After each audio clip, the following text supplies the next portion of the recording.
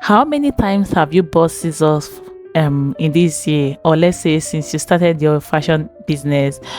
Let's hear let's hear you in the comment section. How many times have you bought scissors for this year?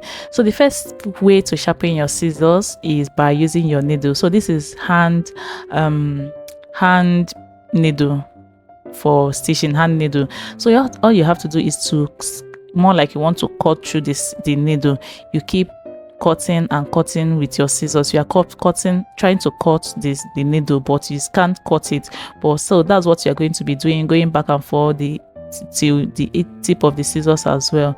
So you keep cutting and cutting. You know what they say, iron sharpeneth iron. So that's what you are trying to do here. You keep sharpening and cutting till you are satisfied with what you have. And the second one is using our foil paper, and you know that this one is not pocket friendly at all.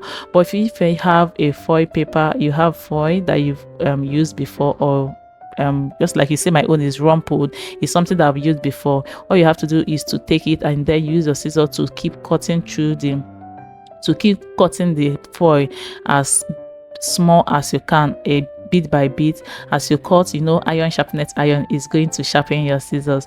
And the last one, instead of this one is pocket friendly, you know, all those packs you've used in your home, you see this one has foil kind of something inside. So this is Milo and this is cornflakes. So all these packs will also serve as that foil. Instead of wasting your money to buy foil, what you have to do is once you use your Milo, you use your cornflakes, you use your, I think, golden morn as well, all those things, you keep using your scissors to cut it. It's going to sharpen your scissors. I hope this video help you in one way to keep your scissors going instead of buying every single day. And don't forget to subscribe if you haven't subscribed to my channel. Give me a thumbs up, and I'll see you in my next video. Thank you for watching.